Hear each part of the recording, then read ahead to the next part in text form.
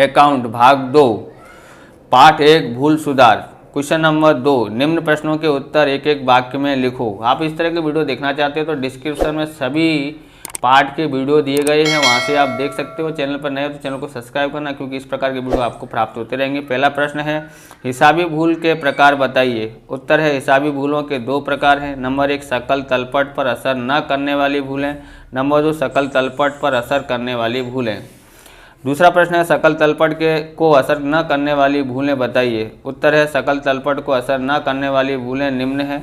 Number 1, विसर चूक भूल। दूसरा है सिद्धांतिक भूल। तीसरा है गलत खाते लिखने की भूल। नंबर 4, मूल वही लिखते समय हुई भूल। पांचवा है भरपाई चूक भूल यानी क्षति पूरक भूल। तीसरा प्रश्न है, सकल तलपट को असर करने वाली भूलें बताइए। तो उत्तर है, सकल तलपट को असर करने वाली निम्न भूलें हैं। नंबर 1, खतौनी संबंधी भूल। नंबर 2, खाते के शेष संबंधी भूल। नंबर 2, सहायक बही के योग की भूल। नंबर 4 है सकल तलपट तैयार करते समय हुई भूल। चौथा है, उच्चित खाते का उपयोग कब किया जाता है। उत्तर है, सकल तलपट न मिले तब वार्षिक हिसाब समय से तैयार करने के लिए सकल तलपट में आने वाले अंतर काम चलाऊ आधार पर जिस खाते लिख करके सकल तलपट मिला ली जाती है उस खाते को उचित खाता कहते हैं। पांचवा है, हिसाबी भूल की असर लाभ कब पांचवा है, हिसाबी भूल की असर लाभ पर कब होती है। उत्तर है, हिसाबी भूल की असर अगर माल और उपज खर्च खाता की भूल हो तब लाभ हानि पर असर करती है। छठा है, हिसाबी भूल की असर लाभ पर कब नहीं होती है। उत्तर है, व्यक्ति और संपत्ति के खाते में संबंधित भूलें लाभ हानि पर असर नहीं करती हैं। आगे अगला देखते हैं। तो प्रश्न नंबर 3 देखते हैं। निम्नलिखित प्रश्नों के उत्तर लिखिए। पहला है, विसर चूक भूल अर्थात क्या, उसे किस प्रकार सुधारा जाता है, उसके उदाहरण देकर के समझाइए।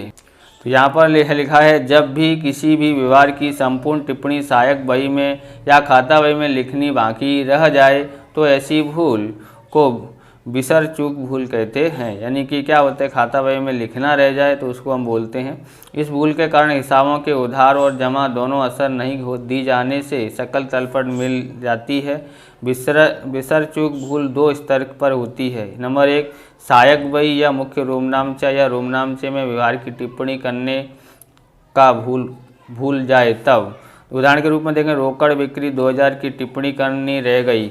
इस भूल को सुधारने के लिए व्यवहार से संबंधित सही प्रविष्टि लिखने से भूल सुधरेगी।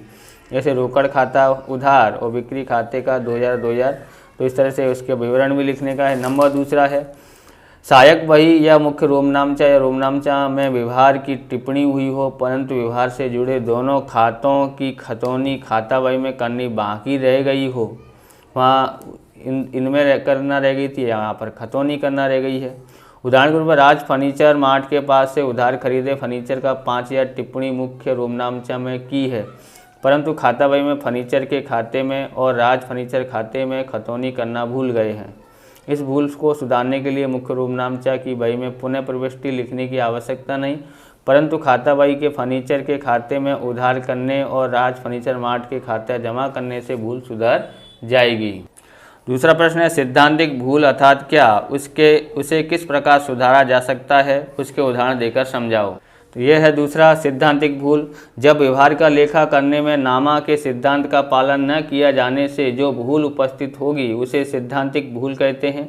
ऐसी भूल सकल तलपट को असर नहीं करती है, कारण कि व्यवहार का लेखा उधार जमा समान रकम से हुआ है, परंतु गलत खाते उधार या जमा हुआ है। उदाहरण के रूप में, यंत्र की खरीदी 20,000 खरीद खाते उधार किए गए। दूसरा है, रहीम के पास से मिला कमीशन 600 रहीम खाते जमा किया है। क्या करना चाहिए, यहाँ पर खरीद खाते की जगह पर हमको क्या लिखना चाहिए था, यंत्र खाते उधार लिखना चाहिए था। यहाँ रहीम के पास से कमीशन मिला तो कमीशन खाता लिखना चाहिए, रहीम खाता लिख दिया है। इन व्यवहारों को भूल सुधार करने के लिए निम्नलिखित प्रक्रिया का पालन करना पड़ता है। जैसे यहाँ पर लिखा है व्यवहार, यंत्र की खरीदी 20,000, तो यहाँ पर सही प्रविष्टि क्या होगी, यंत्र खाते 20,000, रोकड़ खाते 20,000। अब खरीद खाता 20,000 लिखना था, यहाँ रोकड़ खाते 20,000, ये भूल हुई है, ये सही प्रविष्टि है। अब इसको सुधार करना है तो यंत्र खाते उधार करेंगे, खरीद खाते 20,000 इस तरह से हम लोग लिखेंगे। ओके, तो इस तरह से हो जाता है। नंबर 2, रहीम के पास से मिला कमीशन 600, तो ये सही प्रविष्टि है। रोकड़ खाता 600 आएगा, रोकड़ खाता उधार 600, कमीशन खाता 600।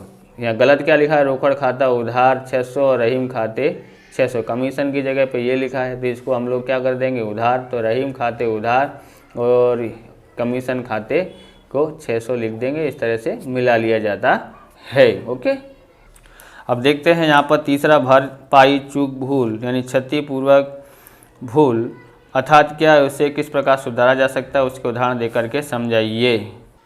लिखा हुआ है, हिसाबी बही में हिसाब लिखते समय एक से अधिक भूलें तथा इस प्रकार की हों कि जिसकी जमा और उधार असर समान रकम से लिखी जाएं, जिसमें सकल तलपट मिल जाए, ऐसी भूलों को क्षतिपूरक भूल कहते हैं। उदाहरण के लिए राम का खाता 1000 के बदले 100 के में उधार किया, यानी कि पैसों की गलती हुई है, लिखना था 1000 लिख दिया 100, जबकि श्याम का खाता 100 के बदले 1000 उधार किया है।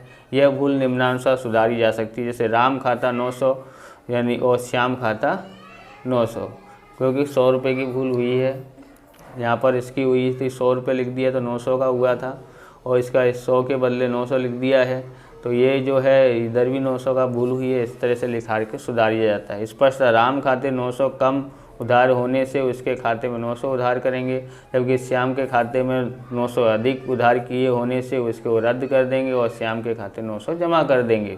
इस तरह से इसकी एंट्री करते हैं। लिखते हैं, उचित खाते पर टिप्पणी लिखो। तो उचित खाते पर क्वेश्चन नंबर 4 था, उचित खाते पर टिप्पणी लिखने के लिए। तो उचित खाता क्या है देखते हैं। सकल तलपट ना मिले तब वार्षिक हिसाब समय सब तैयार करने के लिए सकल तलपट में आने वाला अंतर काम चलाऊ स्तर पर जिस खाते लिख कर के सकल तलपट मिला ली जाती है, उस खाते को हम उचित खाता कहते हैं। यदि सकल तलपट के उधार पक्ष का अंतर आए तो उधार पक्ष में कम पड़ती अंतर की रकम उचित खाते लिख ली जाती है। इस प्रकार यह शेष उचित खाते की उधार शेष गिनी जाती है और पक्की तलपट में यह शेष संपत्ति लेना पक्ष में दर्शाएंगे। यदि सकल तलपट में जमा पक्ष में अंतर आए तो जमा पक्ष में कम आती अंतर की रकम उचित खाते लिखी जाती है। इस प्रकार शेष उचित खाते का जमा शेष गिना जाएगा, जिससे पक्की तलपट में पूंजी दायित्व पक्ष में दर्शाएंगे। यहाँ पर लिख, सकल तलपट में आने वाले अंतर उचित खाते लिख करके इस शेष को पक्की तलपट में लिख करके आर्थिक चिट्ठा मिला लिया जाता है। दूसरे वर्ष के आरंभ में या वर्ष दौरान आगे के वर्ष में हुई भूल सुधारने के लिए अंतर उचित खाते लिखने के बाद उचित खाते की मदद ली जाती है। उदाहरण के रूप में खरीद बही का योग 1000 कम हुआ हो तो उस भूल सुधार के लिए लेखा मुख्य रोमनामचा में किया जाएगा। खरीद खाते उधार 1000 और उचित खाते 1000। उसी प्रकार बिक्री बही का योग 1000 अधिक लिया हो तो भूल सुधारने के लिए 1000 कम करने के लिए बिक्री खाते उधार करके उचित खाते जमा कर दिया जाता है। इस प्रकार जिस भूल के उधार या जमा पक्ष ही जुड़ा हुआ हो अर्थात कि एक पक्ष की ही भूल हो, तब भूल सुधारने के लिए सही खाता उधार या जमा किया जाता है और उसके सामने दूसरा खाता उचित खाता उधार या जमा किया जाता है। सभी भूलें सुधारने के बाद उचित खाता अपने आप बंद हो जाता है। बराबर। भूल सुधार के अलावा उचित खाते का अन्य उपयोग भी है, जैसे कि किसी व्यवहार में कौन सा खाता उधार या जमा करना रह गया है ये निश्चित न हो तो तब काम चलाऊ स्तर पर रकम उचित खाते उधार जमा की जाती है। तब किस खाते का असर देनी है यह तब तय हो जाने के बाद उस खाते का असर देना उचित खाता बंद कर दिया जाता है। इस प्रकार से ये वीडियो पूरा होता है। अगर आपको हमारा वीडियो अच्छा लगे तो लाइक शेयर कमेंट करें, चैनल पर नए हो चैनल को सब्सक्राइब करें। मिलते हैं नेक्स्ट वीडियो में। जय हिंद, जय भारत, वंदे मातरम।